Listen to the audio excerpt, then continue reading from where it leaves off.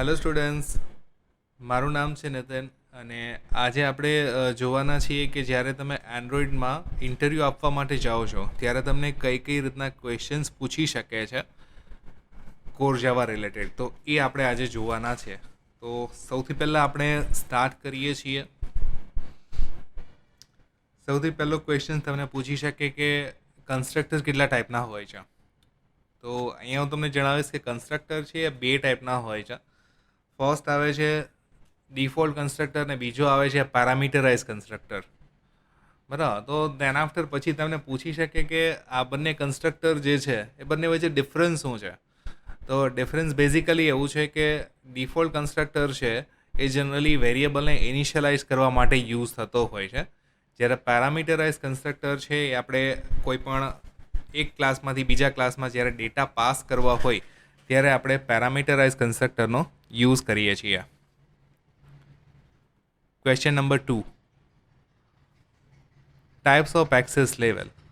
તમને એમ પૂછી શકે કે જાવામાં એક્સેસ લેવલ છે એ કેટલા ટાઈપ્સના છે. તો અહીંયા હું તમને જણાવીશ કે જાવાની અંદર છે એક્સેસ લેવલ ટોટલ 4 ટાઈપ્સના છે. ફર્સ્ટ આવે છે default access level, than after આવે છે public access level, than after protected, than after private. બરાબર, તો ટોટલ 4 ટાઈપના આપણા એક્સેસ લેવલ છે: ડિફોલ્ટ, પ્રાઇવેટ, પ્રોટેક્ટેડ ને પબ્લિક. તો હવે સૌથી પહેલાં એ જોઈએ કે જાવાની અંદર આ જે એક્સેસ લેવલ છે, બરાબર, એમાંથી જ્યારે બી આપણે કોઈ પર્ટિક્યુલર આગળ આઈડેન્ટિફાયર એટલે કે લખતા નથી વેરિયેબલની આગળ કે ભાઈ આ એક્સેસ લેવલ ક્યુ છે, ત્યારે ક્યુ એક્સેસ લેવલ એસાઇન થતું હોય છે. તો કે જ્યારે તમે કોઈ વેરિયેબલ અથવા કોઈ મેથડની આગળ સ્પેસિફાઈ નથી કરતા પબ્લિક પ્રાઇવેટ, ત્યારે જે એક્સેસ લેવલ હોય છે એ છે ડિફોલ્ટ એક્સેસ લેવલ. અને ડિફોલ્ટ એક્સેસ લેવલ જે છે એનો સ્કોપ એ રીતે હોય છે કે તમે જે પ્રોજેક્ટ એટલે કે જે જગ્યાએ તમારું જાવાનું પેકેજ બનાવેલું છે એ પેકેજની અંદર તમે કોઈ પણ જગ્યાએ એક્સેસ કરી શકો છો. વેધર એ ક્લાસ છે એ ઇનહેરિટેડ હોય કે ન હોય, તમે એ જગ્યાએ એક્સેસ કરી શકશો ડિફોલ્ટ એક્સેસ લેવલમાં. ધેન આફ્ટર આવશે public access level. Public access level એટલે કે એ ટાઈપનો એક્સેસ લેવલ કે જેની અંદર આપણે ક્લાસની અંદર પણ એક્સેસ કરી શકીએ, ક્લાસની બહાર પણ આપણે એક્સેસ કરી શકીએ. અને એઝ વેલ એઝ અહીંયા હું જણાવીશ કે તમે જ્યારે પેકેજની બહાર એક્સેસ કરાવો છો તો પણ એક્સેસ થઈ શકશે. જે ડિફોલ્ટ છે કે પેરામીટર ડિફોલ્ટ છે કે પ્રાઇવેટ છે કે પ્રોટેક્ટેડ, આ ત્રણેયમાં આ વસ્તુ નહીં થઈ શકે. જ્યારે તમારું પેકેજ લેવલ છે પબ્લિક હશે ત્યારે જ તમે પેકેજની બહાર પણ એક્સેસ કરાવી શકશો. એટલે આ ક્વેશ્ચનને તમને ફેરવીને એમ પણ પૂછી શકે કે એક્સેસ લેવલ જે છે, બરાબર, આપણે ક્યુ એક્સેસ લેવલ રાખીએ તો પેકેજની બહાર એક્સેસ થઈ શકે, ત્યારે તમારે કહેવાનું છે કે પબ્લિક એક્સેસ લેવલ આપણે રાખવાનું હોય છે. એના પછી અહીંયા બીજો ક્વેશ્ચન આ છે કે પ્રાઇવેટ એક્સેસ લેવલમાં કઈ રીતે હોય છે. તો કે પ્રાઇવેટ એક્સેસ લેવલની અંદર તમે ક્લાસની અંદર એક્સેસ કરી શકો પણ ક્લાસની બહાર તમે એને એક્સેસ ન કરી શકો. તો આ પ્રાઇવેટ એક્સેસ લેવલની એક લિમિટેશન છે. ધેન આફ્ટર આવશે પ્રોટેક્ટેડ. જ્યારે બી તમે કોઈ મેથડ છે કે કોઈ વેરિયેબલને as a protected access level આપેલું છે ત્યારે તમારે એ પર્ટિક્યુલર એક્સેસ મતલબ એ વેરિયેબલનો સ્કોપ કઈ રીતે રહેશે. તો કે વેરિયેબલ છે ક્લાસની અંદર પણ એક્સેસ થશે એઝ વેલ એઝ ઇનહેરિટેડ ક્લાસની અંદર પણ એક્સેસ થશે. અને પેકેજની બહાર પણ તમે એક્સેસ કરાવશો, મતલબ કે ઇનસાઇડ ધી પેકેજની અંદર તમે કોઈ પણ જગ્યાએ એક્સેસ કરાવી શકશો. તો આ છે આપણું એક્સેસ લેવલ. પછી આવે છે સ્ટેટિક મેથડ. કે સ્ટેટિક મેથડ એક્ઝેક્ટલી છે શું. તો કે તમે સ્ટેટિક મેથડ છે એ કોઈ પણ વેરિયેબલને પણ આપી શકો છો, કોઈ પણ મેથડને બી આપી શકો છો અને કોઈ ક્લાસને બી તમે એઝ અ સ્ટેટિક ડિક્લેર કરી શકો છો. બટ ડિફરન્સ એવો છે કે જ્યારે તમે કોઈ વેરિયેબલને સ્ટેટિક ડિક્લેર કરો છો તો એ વેરિયેબલનો સ્કોપ છે એ થ્રુઆઉટ ધ પ્રોગ્રામ ક્યારેય એની વેલ્યુ છે ડિસ્ટ્રોય થતી નથી. મતલબ કે નોર્મલ તમે વેરિયેબલ કોઈ એક ક્લાસમાં ડિક્લેર કરેલો હોય પણ જેવો તમે ક્લાસનો નવો ઓબ્જેક્ટ બનાવો એટલે એ વેરિયેબલની વેલ્યુ ડિસ્ટ્રોય થઈ જાય છે. જ્યારે કોઈ પણ વેરિયેબલ તમે એઝ અ સ્ટેટિક બનાવેલો હોય તો તમે ક્લાસના ગમે એટલા ઓબ્જેક્ટ બનાવો છતાં પણ એ વેરિયેબલની વેલ્યુ છે એ એક્ઝિસ્ટ રહેશે. એટલે ઇન્ટરવ્યૂમાં તમે જાઓ ત્યારે તમારા વર્ડિંગ જે છે એ જે મેં હમણાં એક્ઝામ્પલ આપેલું છે એ જ રીતના રહેવા જોઈએ. પછી આવે છે કે આપણે કોઈ મેથડને એઝ અ સ્ટેટિક ડિક્લેર કરીએ તો શું થાય છે. તો કે તમે જ્યારે કોઈ મેથડને એઝ અ સ્ટેટિક ડિક્લેર કરો છો ત્યારે તમારી એ મેથડ છે એ થ્રુ આઉટ ધ ક્લાસ કોઈ પણ જગ્યાએ ડાયરેક્ટલી એક્સેસ થશે. નોર્મલી જાવામાં કેવું હોય છે કે તમે કોઈ ક્લાસને મેથડ એક્સેસ કરવી હોય તો સૌથી પહેલાં તમારે ક્લાસનો ઓબ્જેક્ટ બનાવવો પડે અને ઓબ્જેક્ટ બનાવ્યા પછી તમે એ પર્ટિક્યુલર મેથડને કોલ કરી શકો. બટ જો અહીંયા તમે સ્ટેટિક મેથડ ડિક્લેર કરેલી હશે તો ક્લાસનો ઓબ્જેક્ટ ક્રિએટ કર્યા વગર તમે એ મેથડને એક્સેસ કરાવી શકશો. નેક્સ્ટ આવે છે કોઈ ક્લાસને આપણે સ્ટેટિક કરેલો હોય તો કે જો તમે કોઈ ક્લાસને સ્ટેટિક ડિક્લેર કરેલો છે તો એ ક્લાસની અંદર જેટલા પણ વેરિયેબલ હોય કે જેટલી પણ મેથડ હોય એ તમારે મસ્ટ બી સ્ટેટિક હોવી જરૂરી છે. બરાબર. જો તમારે કોઈ પણ મેથડ અથવા વેરિયેબલ સ્ટેટિક નહીં હોય તો તમે જ્યારે જાવાનો પ્રોગ્રામ રન કરાવશો ત્યારે તમને એરર આપશે. એટલે સ્ટેટિક જ્યારે બી તમે ડિક્લેરેશન કરો ત્યારે તમારે જ્યારે કોઈ ક્લાસને સ્ટેટિક ડિક્લેર કરો છો ત્યારે તમારી મેથડ વેરિયેબલ આ બંને સ્ટેટિક હોવા જરૂરી છે. પછી અહીંયા એ પણ કહીશ કે જ્યારે પણ તમે કોઈ વેરિયેબલને સ્ટેટિક ડિક્લેર કરો છો ત્યારે પબ્લિક કીવર્ડ હંમેશા હશે જ સાથે. કારણ કે જો સ્ટેટિક ડિક્લેર કરેલું હોય પણ પબ્લિક નહીં હોય તો એ એરર રેઝ કરશે. એટલા માટે ઓલવેઝ જ્યાં જગ્યાએ સ્ટેટિક હશે એ જગ્યાએ પબ્લિક બાય ડિફોલ્ટ મેથડ બની જશે. પછી આવે છે ઇનહેરિટન્સ. ઇનહેરિટન્સ શું છે? તો કે અહીંયા જણાવીશ કે ઇનહેરિટન્સ એટલે કે જ્યારે કોઈ એક ક્લાસમાંથી આપણે બીજો કોઈ ક્લાસ બનાવીએ છીએ ત્યારે એ વસ્તુને કહેવાશે ઇનહેરિટન્સ. સમજી લો કે તમે કોઈ એક યુનિવર્સિટી નામનો ક્લાસ છે, યુનિવર્સિટીમાંથી આપણે કોઈ એક ડિગ્રી કરીને બીજો ક્લાસ બનાવીએ છીએ, બરાબર, કે લાઈક BCA. તો BCA નામનો જે ક્લાસ હશે એની પાસે યુનિવર્સિટીમાં જેટલા પણ પબ્લિક મેથડ્સ હશે એ બધી મેથડના એક્સેસ હશે, એઝ વેલ એઝ જે પણ મેથડ પ્રોટેક્ટેડ હશે એના પણ એક્સેસ હશે. એટલે અહીંયા આપણે કહી શકીએ કે ઇનહેરિટન્સ જ્યારે બી આપણે કોઈ ક્લાસની અંદર બરાબર આપણે પરફોર્મ કરીએ છીએ ત્યારે એનો જે પેરેન્ટ ક્લાસ એટલે કે જે ક્લાસમાંથી આપણે ઇનહેરિટ કરેલો હોય એ ક્લાસના બધા જ એક્સેસ આપણને મળશે. સેમ આપણે અહીંયા એક્ઝામ્પલ લઈએ રિયલ વર્લ્ડનું કે જે રીતે આપણે ફાધર પાસે જેટલી બી પ્રોપર્ટીઝ છે એ બધાના એક્સેસ એના ચાઇલ્ડને મળે છે. તો એક્ઝેક્ટલી એ જ રીતે ઇનહેરિટન્સ જ્યારે પણ તમે કોઈ ક્લાસ ડિક્લેર કરો છો ત્યારે એની પાસે એના પેરેન્ટ ક્લાસના બધા જ એક્સેસ અહીંયા મળશે. પછી આવે છે થ્રેડ. થ્રેડ બેઝિકલી શેના માટે યુઝ થાય છે? તો થ્રેડનો યુઝ બેઝિકલી એના માટે છે કે જ્યારે તમે કોઈ થ્રેડનો યુઝ પહેલાં તો આપણે અહીંયા એ વસ્તુ વાત કરી કે થ્રેડ એટલે જ્યારે બી તમારે કોઈ બેકગ્રાઉન્ડમાં કંઈ વસ્તુ પરફોર્મ કરવી હોય ત્યારે તમારે થ્રેડની રિક્વાયરમેન્ટ રહેશે. એટલે આપણે અહીંયા એવું કહી શકીએ કે જ્યારે તમે કોઈ થ્રેડ નો યુઝ કરો છો ત્યારે તમને એમ લાગે કે ભાઈ આ ઓપરેશન થતાં ઘણી વાર લાગશે.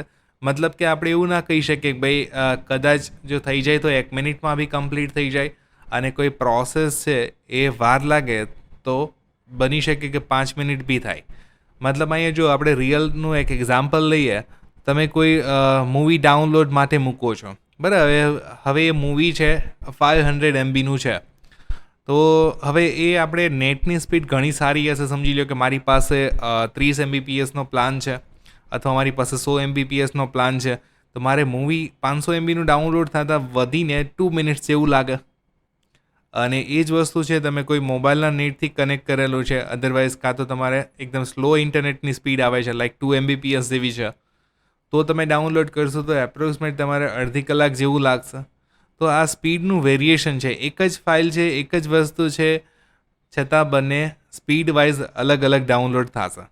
તો જ્યારે આ ટાઈપની વસ્તુ હશે ત્યારે આપણે કહી શકીએ કે આ જે પ્રોસેસ છે એને તમે થ્રેડમાં યુઝ કરી શકો. બરાબર. જે રીતે આપણે કોમ્પ્યુટરમાં બી એક્ઝામ્પલ લઈ શકીએ કે કોમ્પ્યુટરની અંદર તમે આજે કોઈ વર્ક કરો છો, તમારા પીસીમાં સારી એવી રેમ છે, બરાબર, તો મતલબ સમજી લો કે તમારા પીસીમાં 8 GB રેમ છે SSD હાર્ડ ડિસ્ક છે, તો એન્ડ્રોઇડ સ્ટુડિયો તમને ઘણો સારી રીતે વર્ક કરશે. પણ સપોઝ કે તમારું પીસી છે એની અંદર તમારે 2 GB રેમ છે, નોર્મલ હાર્ડ ડિસ્ક છે, તો તમારા એન્ડ્રોઇડ સ્ટુડિયોમાં વર્ક કરતાં ઘણી વાર લાગશે. તો અહીંયા જે છે બરાબર એ વાઇઝ બી તમે થ્રેડનો યુઝ કરી શકો છો કે ભાઈ જે જગ્યાએ આપણે શ્યોર નથી કે ભાઈ આ ઓપરેશન થતાં કેટલી વાર લાગશે, એ જગ્યાએ તમે થ્રેડનો યુઝ કરી શકો છો. મતલબ કે કોઈ બેકગ્રાઉન્ડમાં કંઈ ટાસ્ક કરવો હોય તો તમે થ્રેડનો યુઝ કરી શકો. પછી આવે છે ટ્રાય કેચ. તો ટ્રાય કેચ સાથે આપણે ઘણી વખતે જોવા મળશે કે ફાઇનલી બી એક બ્લોક આવે છે. મતલબ કે જ્યારે બી તમે નેટ ઉપર ટ્રાય કેચ સર્ચ કરશો ત્યારે તમે ટ્રાય કેચ અને ફાઇનલી જોવા મળશે. તો આજે હું તમને જણાવીશ કે ભાઈ ટ્રાય બ્લોકની અંદર એક્ઝેક્ટલી શું લખવામાં આવે છે. તો કે ટ્રાય બ્લોકની અંદર એ વસ્તુ આવશે કે સમજી લો કે તમે કોઈ ઓપરેશન પરફોર્મ કરવા જાઓ છો, મે બી એની અંદર કોઈ એરર હોય, બરાબર. તો હવે આજે આપણને ક્વેશ્ચન લાઈક ભાઈ સર કોઈથી એરરવાળું તો આપણે લખીએ નહીં. તો અહીંયા નોર્મલી તમને ખ્યાલ હશે કે ભાઈ ડિવિઝિબલ બાય 0. જ્યારે તમે કોઈ પણ કેલ્ક્યુલેટરમાં ડિવિઝિબલ બાય 0 કરશો, સમજી લો કે ભાઈ 10/0 કરું છું, તો એની વેલ્યુ છે તમને કેલ્ક્યુલેટરની અંદર ડાયરેક્ટ એરર એવી રીતના બતાવી આપશે. તો જ્યારે આ ટાઈપની વેલ્યુ આવે છે કે જે અનએક્સપેક્ટેડ છે, આપણે યુઝર પાસેથી વેલ્યુ એન્ટર કરાવીએ છીએ ત્યારે શ્યોર નથી કે ભાઈ આ વેલ્યુ યુઝર શું એન્ટર કરશે. બની શકે કોઈ યુઝર છે જ્યાં તમે નંબર એન્ટર કરવાનો કીધો છે, ત્યાં એને કોઈ કેરેક્ટર ઇનપુટ એટલે કે આલ્ફાબેટ આપી દીધો, બરાબર. તો એ જગ્યાએ તમારા પ્રોગ્રામ છે એ બંધ થઈ જવાનું, મતલબ કે એરર આવવાના ચાન્સ રહે છે. હવે એરર આ રીતનું આવે મતલબ કે યુઝરને સમજી લો કે કોઈ વર્ક કરો છો, ઘણી વખતે આપણે વિન્ડોઝમાં ફેસ કરતા હોય છે કે તમે વિન્ડોઝ છે, લિનક્સ છે, તો એમાં તમારે કોઈ સમજી લો કે કોઈ એરર આવી, કોઈ પ્રોગ્રામ તમે પરફોર્મ કરવા જાઓ છો અને તમને એરર આવી, તો શું થશે કે ડાયરેક્ટલી તમારું પીસી એક તમને એરર મેસેજ બતાવશે, એરર કોડ બતાવશે અને પછી તમારું પીસી રિસ્ટાર્ટ થઈ જશે. તો હવે આ જગ્યાએ એરર કોડ આપણને ખ્યાલ નથી આવતો કે ભાઈ આ એક્ઝેક્ટલી શું છે, પણ એનો જે ટેકનિશિયન છે, સમજી લો કે તમે માઇક્રોસોફ્ટ વિન્ડોઝની OS યુઝ કરો છો, એમાં તમને કોઈ એરર આવી છે, બરાબર. તો એરરના ઈચ એન્ડ એવરી બધા લોગ પડતા હોય છે. જ્યારે બી તમે એની ટેકનિકલ ટીમને કોલ કરો ત્યારે એ ટેકનિકલ ટીમ એ લોગમાંથી આઈડેન્ટિફાઈ કરે છે કે ભાઈ એક્ઝેક્ટલી શું એરર આવેલી છે. તો એવી રીતના જ્યારે તમે કોઈ એક પ્રોગ્રામ બનાવો છો એન્ડ્રોઈડની અંદર, એની અંદર તમારે એવી કોઈ વસ્તુ જોઈએ છે કે ભાઈ મારે આ પ્રોગ્રામમાં આ જગ્યાએ એરર આવે તો યુઝરને કંઈ બતાવે નહીં કે ભાઈ આ પર્ટિક્યુલર એરર આવી, યુઝરને આપણે કસ્ટમ મેસેજ આપી દઈએ કે ભાઈ આ પર્ટિક્યુલર આ રીતની એરર છે કે ભાઈ ઇન્ટરનેટ કનેક્શન કનેક્ટ નથી, અધરવાઇઝ કાં તો જે વેબસાઇટમાંથી ડેટા ફેચ કરે છે એ જગ્યાએથી વેબસાઇટમાંથી ડેટા નથી મળતા, કોઈ ટાઈમ આઉટની એરર છે, તો આવી પર્ટિક્યુલર આપણે મેસેજ આપવો છે. તો મતલબ કે આપણે અહીંયા કહી શકીએ કે ટ્રાયકેચ બ્લોકનો યુઝ છે એ સિસ્ટમના એરર મેસેજની જગ્યાએ આપણે યુઝર ડિફાઇન મેસેજ આપવો હોય તો આપણે ટ્રાયકેચ બ્લોકનો યુઝ કરી શક્યા. હવે આવે છે ફાઇનલી.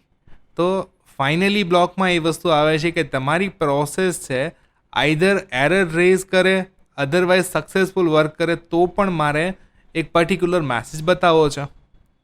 તો એ સમયે તમે જે ફાઇનલી બ્લોકમાં લખશો એ તમારે એ જગ્યાએ મતલબ એ તમારી પ્રોસેસ ફેલ થઈ હોય અથવા સક્સેસ થઈ હોય તો પણ તમને એક્ઝિક્યુટ થઈને બતાવશે. તો ટ્રાય બ્લોકમાં એ કોડ આવે છે કે જે તમને લાગે કે ભાઈ બની શકે આમાં એરર જનરેટ કરે છે, એ વસ્તુ આવશે. કેચની અંદર એ વસ્તુ આવશે કે જેની અંદર તમને એમ લાગે કે ભાઈ આની અંદર આ એરર આવે તો મારે પર્ટિક્યુલર આ મેસેજ આપવો છે, તો એ કેચની અંદર મેસેજ ડિફાઇન કરવામાં આવે છે. અને ફાઇનલી બ્લોક છે એ ઓપ્શનલ છે, ટ્રાય અને કેચ લખવું ફરજિયાત છે. જ્યારે કેચ મતલબ ફાઇનલી બ્લોક છે એ તમે લખવું હોય તો લખી શકો, એવોઇડ કરવો હોય તો એવોઇડ કરી શકો, મતલબ કે ના લખવું હોય તો ના લખી શકો. ફાઇનલી બ્લોકની અંદર ઇન્સર્ટ એ વસ્તુ આવે છે કે જે તમારે છેલ્લે કોઈ મેસેજ આપવો છે તો આપી શકો. પછી આવે છે abstract method. Abstract method exactly શું છે? તો અહીંયા હું જણાવીશ કે આ એક કોમન ક્વેશ્ચન છે, બરાબર. એબ્સ્ટ્રેક્ટ મેથડ, તો એબ્સ્ટ્રેક્ટ એટલે કે એવી મેથડ કે જે મેથડને અત્યારે જસ્ટ ખાલી આપણે નેમ ઇન્ટ્રોડ્યુસ કરીએ છીએ કે ભાઈ આ ટાઈપની મેથડ છે, પણ કઈ રીતની હશે, એની રિયલ ઇમ્પ્લિમેન્ટેશન કેવી રીતના હશે કોઈ આઈડિયા નથી. ઘણી વખતે આપણે યુટ્યુબમાં સર્ચ કરતા હોય તો તમને બતાવે કે ભાઈ આ ટાઈપની ફ્યુચર ટેકનોલોજી આવવાની છે, તો એ લોકોએ શું હોય કે બેઝિક મોડલ બનાવેલું હોય, પણ રિયલમાં કેવું વસ્તુ આવશે, કઈ રીતનું લુક એન્ડ ફીલ લાગશે, કઈ કઈ ટેકનોલોજી એની અંદર આવશે, ક્યારેય બી શ્યોર નથી હોતું. દેટ્સ વાય આ ટાઈપની મેથડને as a abstract method declare કરવામાં આવે છે. હવે જો આપણે પ્રોગ્રામિંગની અંદર જોઈએ કે પ્રોગ્રામિંગમાં આપણે એબ્સ્ટ્રેક્ટ મેથડનો કઈ જગ્યાએ યુઝ કરી શકીએ, તો કે તમે કોઈ કંપનીની અંદર વર્ક કરો છો, બરાબર, ત્યાં એક કોડિંગ સ્ટાન્ડર્ડ ડિફાઇન કરેલું છે કે જ્યારે બી તમે કોઈ ક્લાસ ક્રિએટ કરો ત્યારે એની અંદર લાઈક ડેટાબેઝનું છે, તો ડેટાબેઝમાં આપણે કોમન ઓપરેશન આવતા હોય કે ભાઈ ઇન્સર્ટ, અપડેટ, ડિલીટ ને ડિસ્પ્લે, બરાબર. તો બધા ડેવલપર છે નામ જો અલગ અલગ રાખે કે ભાઈ એડ માટેનું નામ અલગ રાખે, ઇન્સર્ટ માટેનું નામ અલગ રાખે, તો શું થવાનું છે કે ભાઈ જે તે સમયે એના પછી એ ડેવલપર પછી જો કોઈ બીજો ડેવલપર આવશે એની ખ્યાલ નહીં આવે કે આને ઇન્સર્ટનો કોડ કઈ જગ્યાએ લખેલો છે. દેટ્સ વાય કંપનીને એવા કોઈ સ્ટાન્ડર્ડ ડિફાઇન કરવા છે, તો એઝ અ એબ્સ્ટ્રેક્ટ ક્લાસ તરીકે એમાં ડિફાઇન કરી નાખશે કે ભાઈ ઇન્સર્ટ, અપડેટ, ડિલીટ અને ડિસ્પ્લે. હવે જેથી કરીને બેનિફિટ શું મળશે કે જ્યારે પણ યુઝર છે આ ક્લાસને એક્સટેન્ડ કરાવશે ત્યારે એને આ કમ્પલસરી નામ એટલે કે આ પર્ટિક્યુલર મેથડ છે એ એને ઓવરરાઇડ કરવી પડશે, બરાબર. જેમ કે ઇન્સર્ટ, અપડેટ, ડિલીટ ને ડિસ્પ્લે. જેથી કરીને બેનિફિટ એ મળશે કે જેટલા બી ડેવલપર્સ છે એ બધા પર્ટિક્યુલર આ 4 મેથડની અંદર જ એના કોડ લાગશે, જેથી કરીને બધાના સ્ટાન્ડર્ડ સેમ થઈ જશે. એ સમયે એબ્સ્ટ્રેક્ટ મેથડનો આપણે યુઝ કરી શકીએ. ઓકે સ્ટુડન્ટ્સ, આ હતા આપણે જાવાના ક્વેશ્ચન્સ કે જે અત્યારે પાર્ટ 1 છે. સેકન્ડ પાર્ટની અંદર આનાથી બી ઘણા બીજા ક્વેશ્ચન છે જે તમને મારા નેક્સ્ટ વિડીયોની અંદર તમને મળી જશે. જો તમને આ ક્વેશ્ચન્સ છે એનું એક્સપ્લેનેશન, એના જે બેનિફિટ્સ છે જો તમને મળેલા હોય તો મારા વિડીયોને તમે લાઇક કરી શકો છો, શેર કરી શકો છો અને નોટિફિકેશન ઉપર ક્લિક કરી શકો છો, જેથી કરીને તમને આ રીતના જેટલા બી નવા મારા વિડીયોઝ છે તમને મળતા રહેશે. So thank you students.